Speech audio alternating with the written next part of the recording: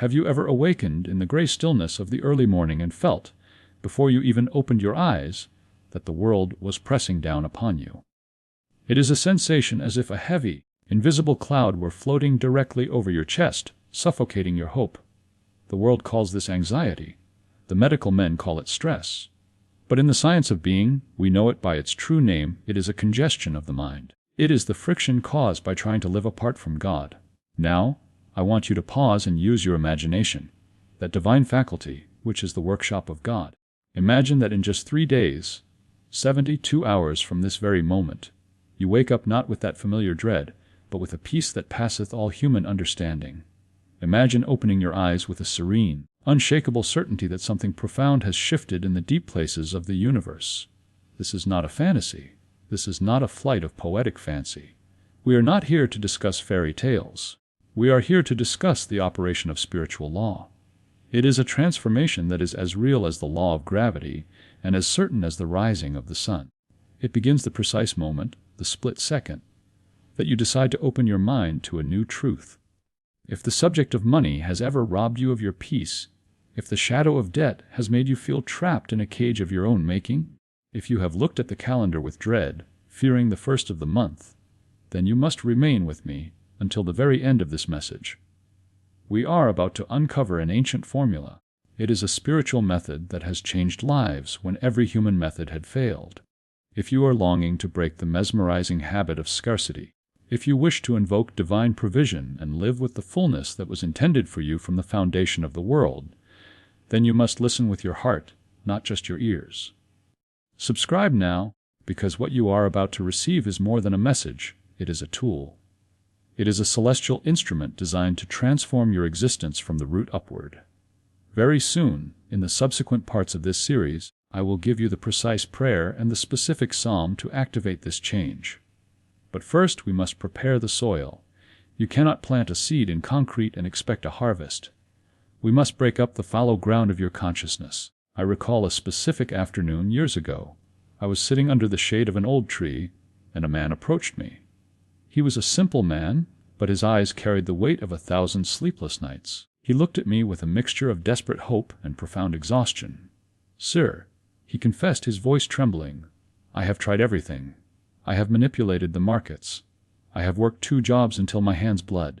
I have borrowed from friends until I have no friends left. I have even stopped eating to save a few pennies. But nothing gives fruit. The more I struggle, the deeper the quicksand pulls me in." His eyes filled with tears as he added, "Is God deaf? Does he not see that I am drowning?" I looked at him and said what I say to you now. God is not deaf. But you are tuned to the wrong station. You see, this man was trying to heal a condition by tinkering with the effects. He was trying to change the image in the mirror by scrubbing the glass, instead of changing the face that was reflecting it. I told him that 3 days of specific mental practice, 3 days of scientific prayer, would do what 10 years of human struggle could not. He was skeptical, as perhaps you are. But he was desperate enough to try. And do you know what happened? It took 3 days, just 3 days of radical mental discipline, and everything reordered itself. I cannot tell you how it happened in the material sense. That is not my business, nor is it yours. The how belongs to infinite intelligence. I only know that the account was settled without a logical explanation. A debt that had been hanging over him like a sword of Damocles was suddenly cancelled. A forgotten investment bore fruit. Was it magic? No, it was the law. Can you feel the force of that testimony? It was not an isolated case. I have seen people with unthinkable debts, businesses on the brink of bankruptcy, and families facing eviction all see similar results. Banks canceling amounts that were legally due, sales appearing out of thin air in a dead market, opportunities sprouting from places that had been barren for years. Can this really happen in just 3 days? Yes, but you must understand why. This has nothing to do with superstition. We are not talking about luck. We are talking about an eternal principle. We are talking about the power of God put into motion by a mind that is aligned with truth. It is divine energy concentrated in living words, ready to be activated by the one who believes. It is like finding a hidden spring in the heart of the scorching desert. It was always there. The water was always flowing beneath the sand, but only the one who digs, the one who seeks with faith and understanding, discovers it.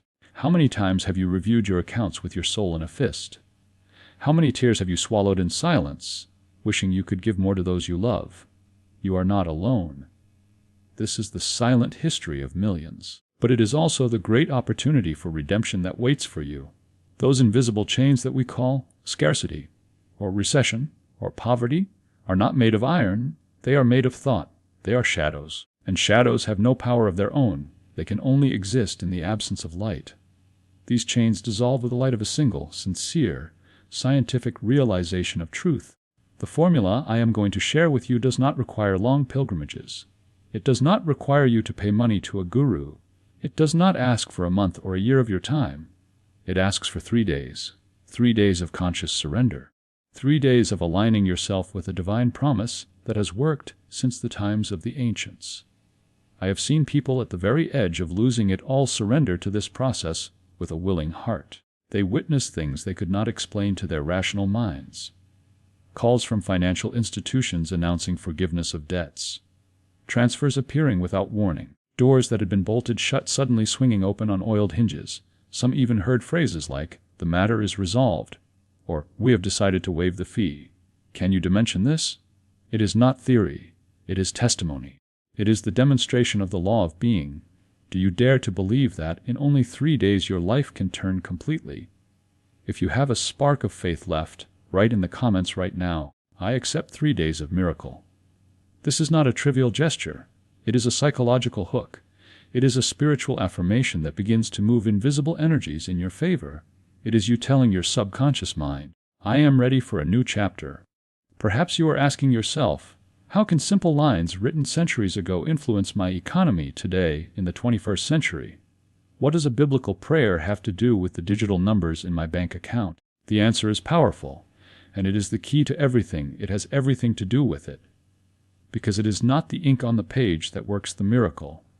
It is not the sound of the syllables. It is the energy, the vibration, that the word channels when it is used with understanding. The Bible is not a book of history, it is a book of psychology and metaphysics. Hebrews 4:12 says, "The word of God is living and active, sharper than any two-edged sword." What does this mean? It means that a divine idea, when pronounced with true belief, has the power to cut the root of scarcity. It creates a surgical separation between you and the condition of lack. You see, poverty is not a lack of money. That is the great mistake the world makes. Poverty is a state of mind. Wealth is a state of mind. Money is merely the shadow that is cast by the state of your mind. If you try to grab the shadow without changing the object casting it, the shadow will always elude you. But if you move the object, if you move your consciousness, the shadow must move.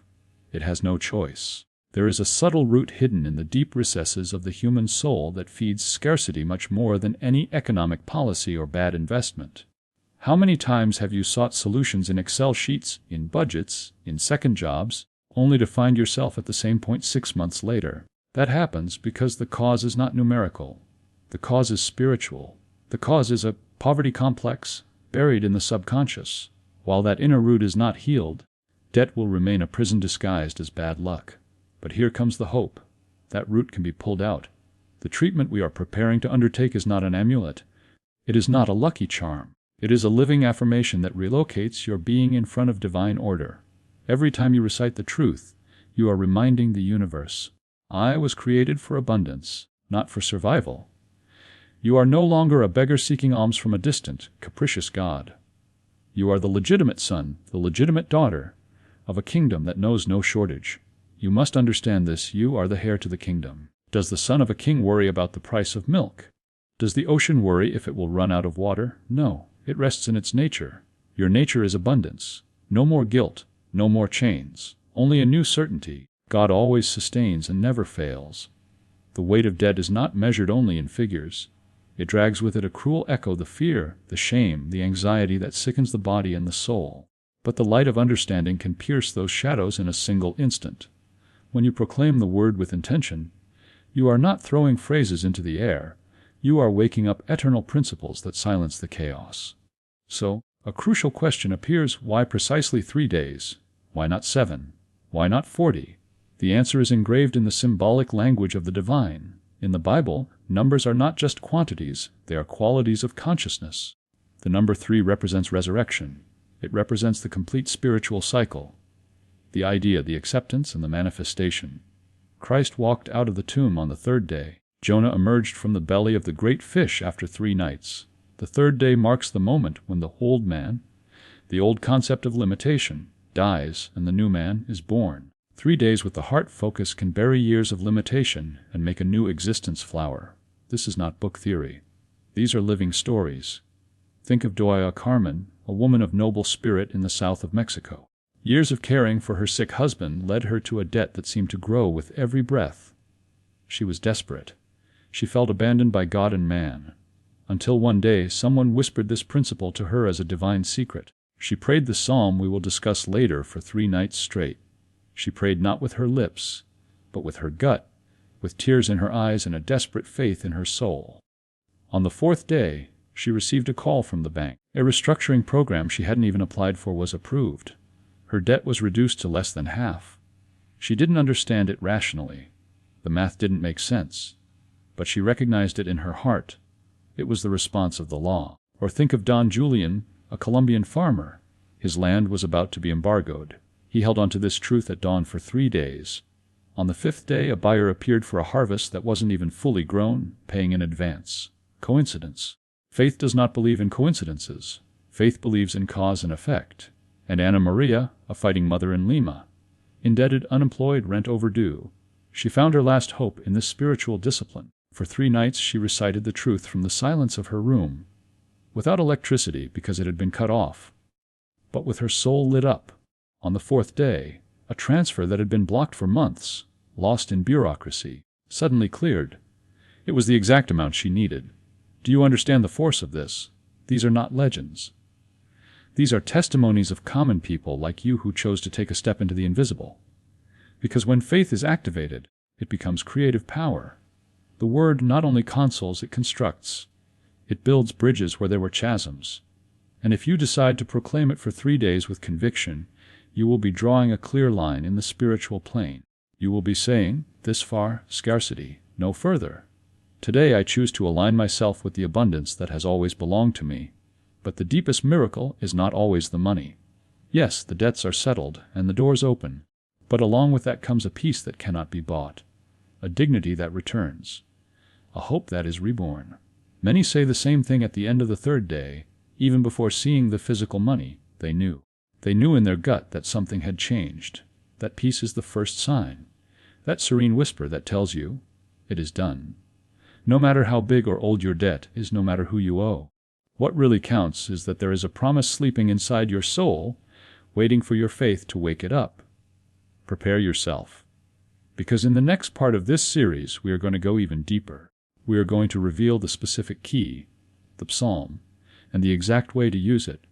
We are going to reveal why the Psalms have been, for generations, a compass for those seeking liberation from economic oppression. Because they are not just lyrics, they are eternal keys. They were forged in the fire of adversity to face the worst days of life.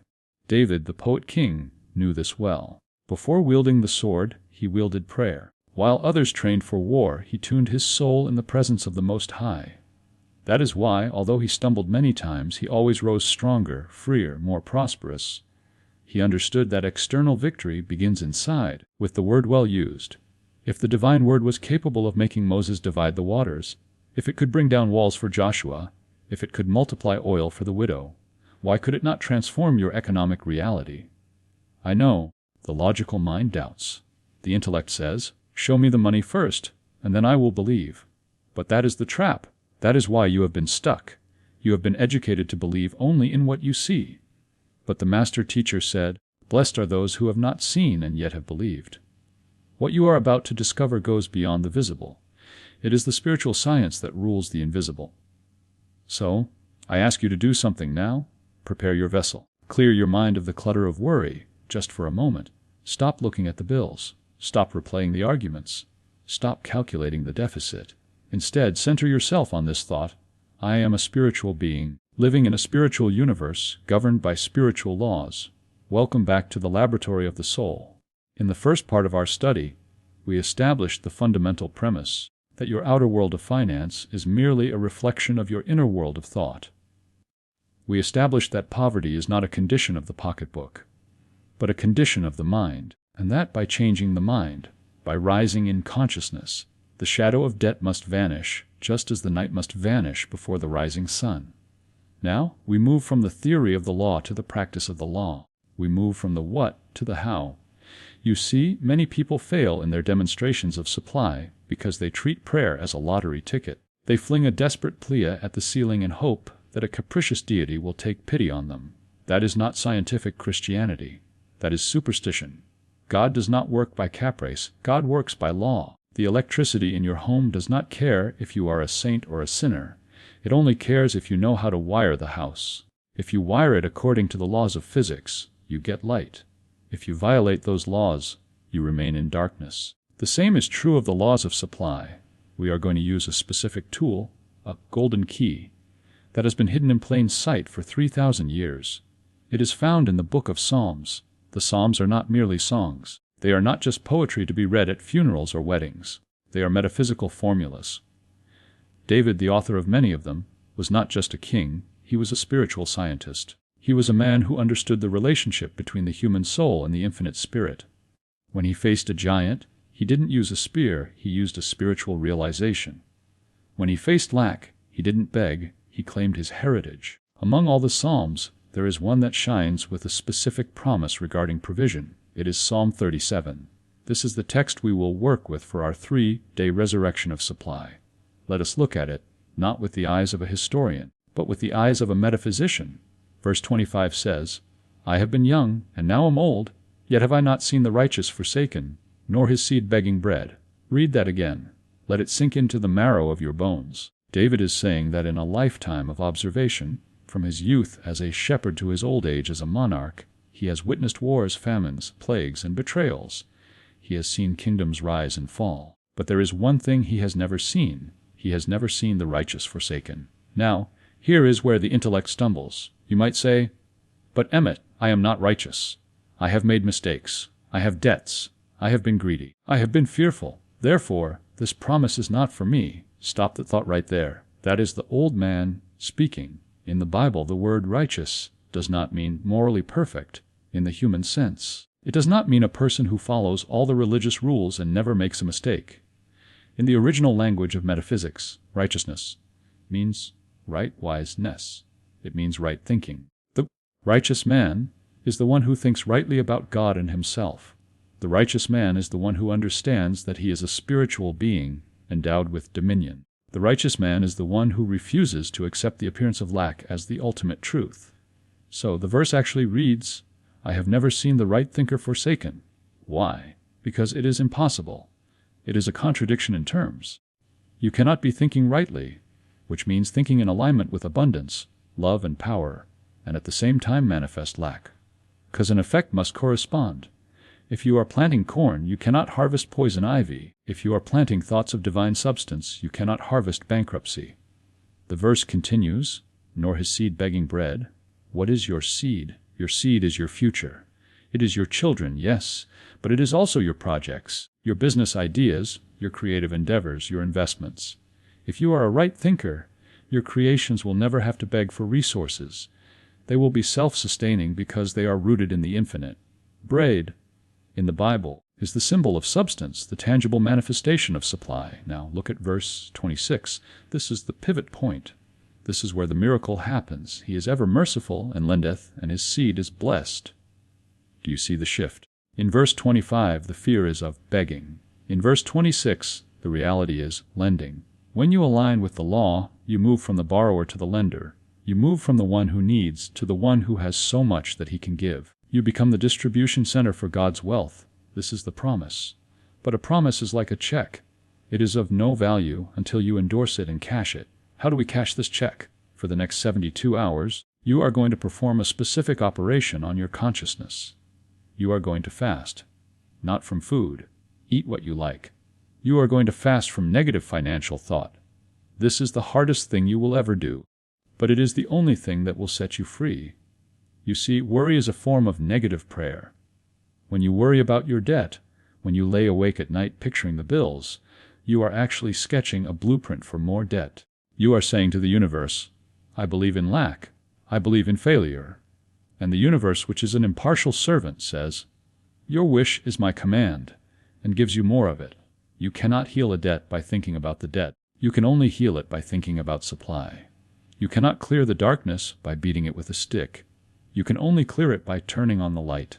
So, here are the rules for your 3 days. Rule number 1. You must not allow your mind to dwell on your financial difficulties for a single moment. I know the bills are there on the table. The creditors may be calling. I am not asking you to be irresponsible. I am not asking you to ignore the mail. I am asking you to stop ruminating on it. When the thought of the debt comes, and it will come like a buzzing fly, you must not entertain it. You must not invite it in for tea. You must brush it aside instantly. Rule number 2, you must use the golden key. Whenever a thought of fear, lack, or anxiety regarding money enters your mind, you are to immediately stop thinking about the problem and think about God instead. This is the secret of the ages. You replace the thought of the limited container with the thought of the infinite source. You do not fight the fear, you replace it. Say to yourself, God is infinite substance. God is the source of my supply. God is the owner of the cattle on 1,000 hills. There is no lack in the divine mind, and there can be no lack in my life, for I am part of that mind. Dwell on the nature of God. Think of the ocean, how vast it is. Think of the sun, how it pours out energy without asking for payment, without depleting itself. Think of the abundance of the forest. Align your mind with the concept of lavish abundance. You must perform the specific treatment morning and night. For these 3 days, upon waking and before sleeping, you are to speak the affirmation of truth. You are not just reading words, you are declaring your independence. You are signing a new contract with life. I want you to prepare yourself now. Find a quiet place where you will not be disturbed. Sit comfortably, with your spine straight, representing the alignment of your will with the divine will. We are going to build the mental equivalent of wealth. You cannot have wealth in your hand until you have the equivalent of wealth in your mind. If you give $1 million to a man with a poverty consciousness, he will lose it in a year. If you take everything away from a man with a wealth consciousness, he will rebuild it in a year. We are building the consciousness. Close your eyes. Take a deep breath. Let go of the tension in your shoulders. Let go of the tight knot in your stomach. That knot is fear, and fear is a lie. Listen to these words. Make them your own. Repeat them in the silence of your heart, or speak them aloud with me. I am now entering the secret place of the Most High. I close the door of my senses to the outer world of appearances. I deny the reality of lack. I deny the power of debt. These are shadows, and they have no power over me, for they are not of God. God is the only presence and the only power. God is light, and in him is no darkness at all. God is supply, and in him is no emptiness at all. I, your name, am the child of the living God. I am created in his image and likeness.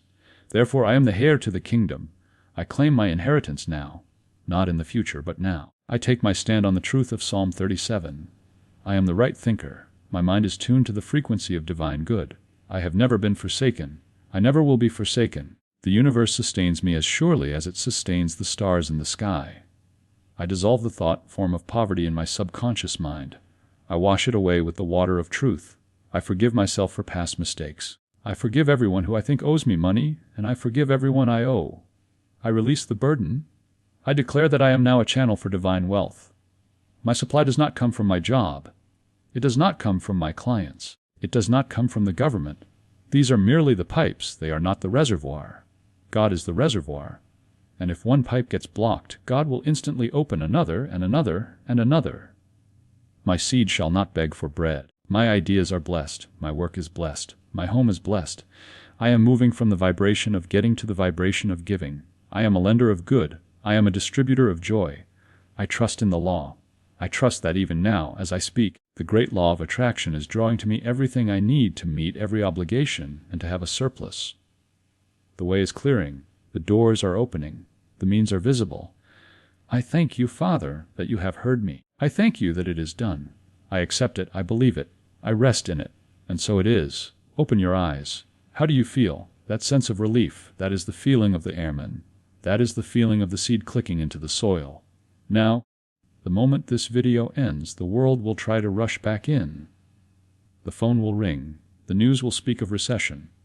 The old man, your old habit of thinking, will try to reassert himself. He will say, "That was a nice meditation, but what about the rent? You must be a warrior. You must stand at the gate of your mind with a flaming sword. When that doubt comes, you must laugh at it. Yes, laugh. Say to it, 'I have seen the truth, and you are a lie. I have given this over to God, and He is quite capable of handling it.' This 3-day mental diet is not easy.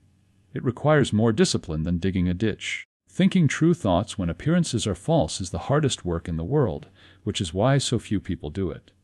But the rewards are beyond calculation. If you slip, if you find yourself worrying, do not condemn yourself. Do not say, 'I broke the diet.' Just get back on the horse immediately. Turn the thought. Use the golden key. God is my supply. During these 3 days, be on the lookout for signs. But do not look with anxiety. Look with expectancy. Expect the phone to ring with good news. Expect a solution to present itself in the shower. Expect to find money in an old coat pocket. Expect the unexpected. God's ways are higher than our ways. We tend to think that money can only come from our salary or a loan.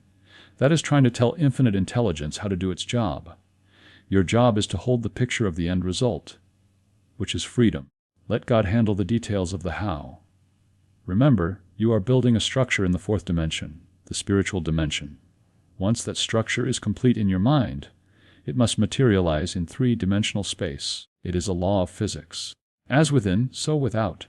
If you can hold this vibration for 3 days, 72 hours of unbroken faith, returning to the center every time you drift, you will break the shell of the old condition. You will see the cracks in the wall of Jericho. But what happens after the 3 days? How do you ensure that you don't slide back? How do you turn a 3-day miracle into a lifetime of prosperity? How do you ensure that you never have to face this mountain again? There is a way to make this state of mind permanent. There are specific habits, daily rituals, and a deeper understanding of the law of circulation that you must adopt if you want to be wealthy, not just for a week, but for a lifetime. You have the key in your hand now. You have the prayer. You have the method. But you need the strategy for the long haul.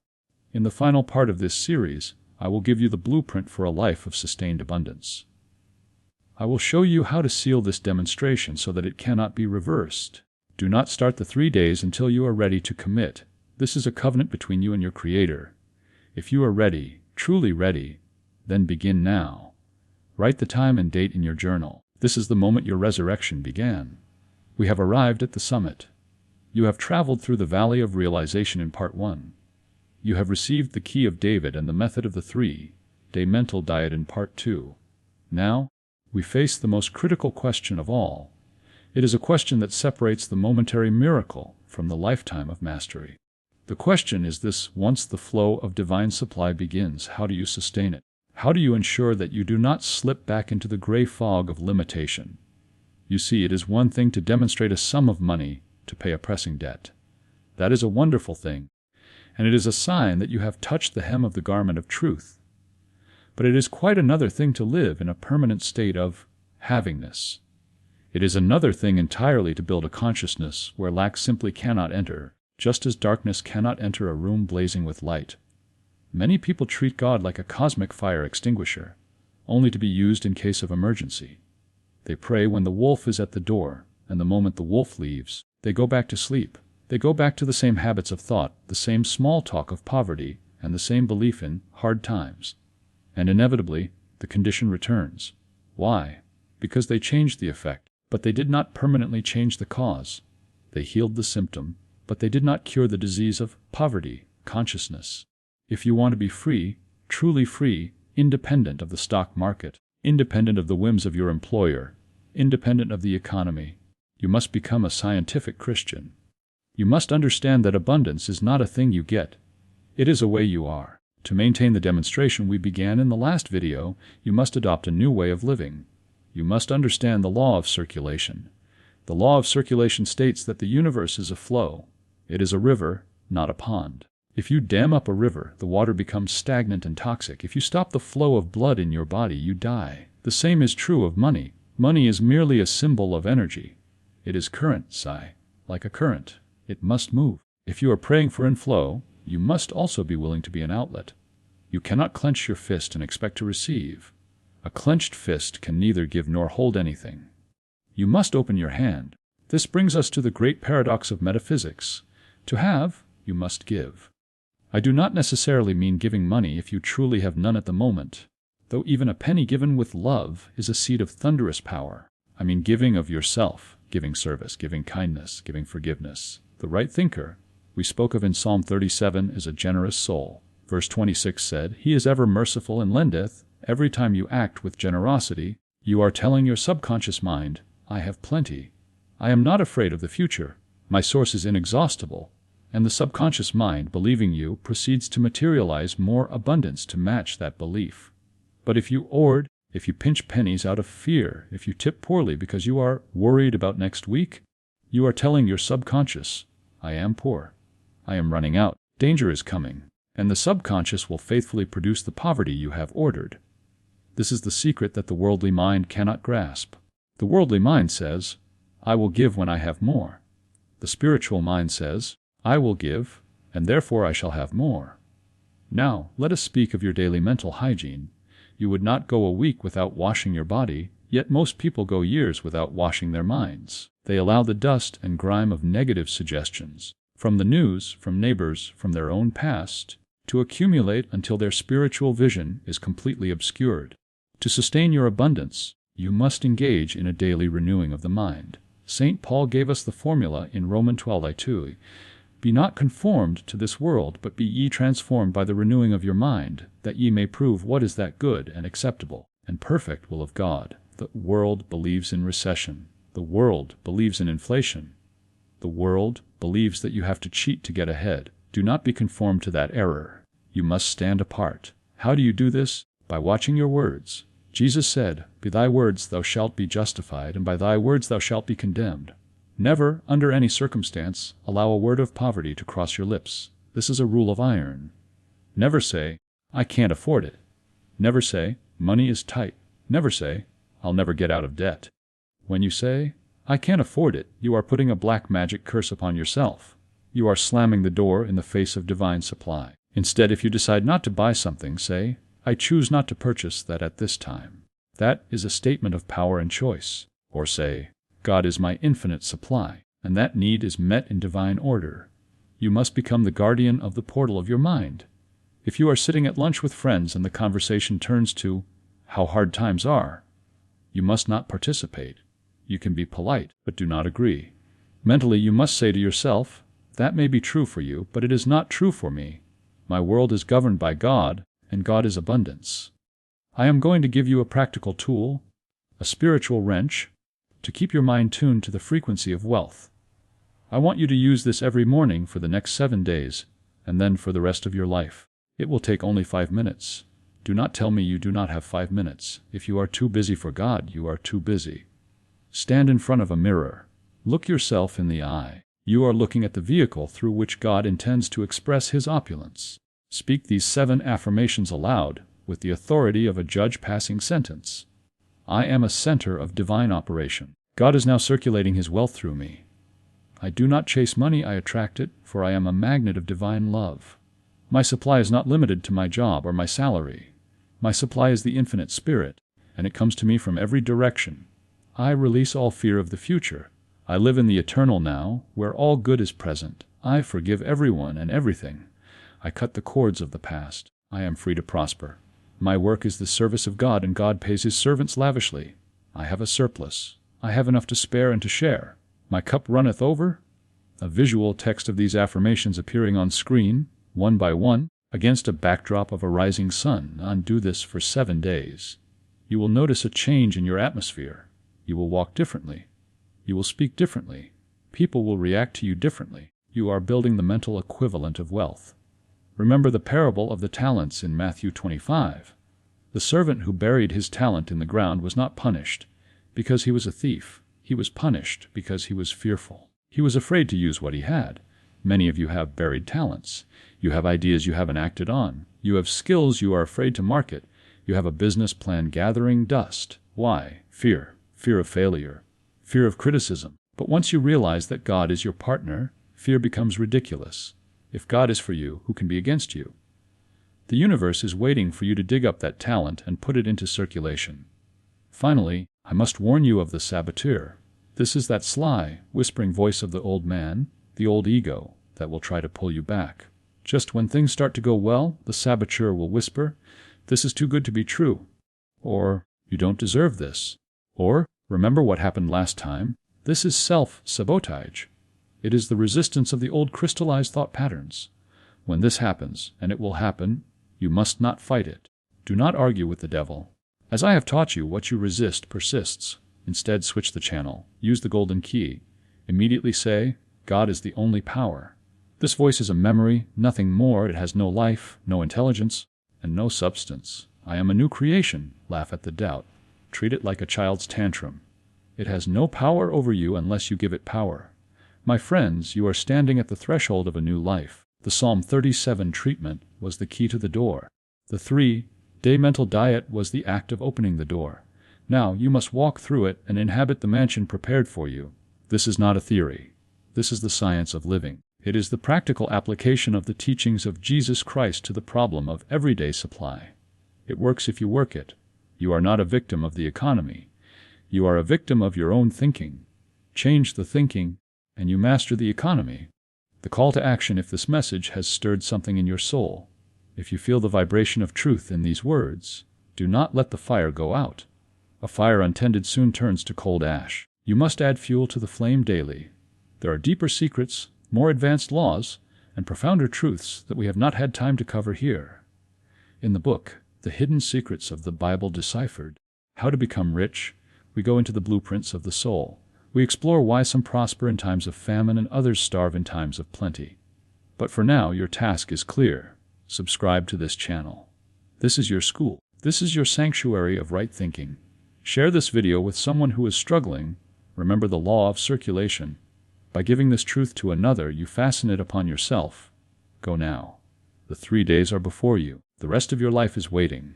Type in the comments one last time as a seal upon your work, "I am ready to sustain the abundance." God bless you. You are the heir to the kingdom. Go and claim it.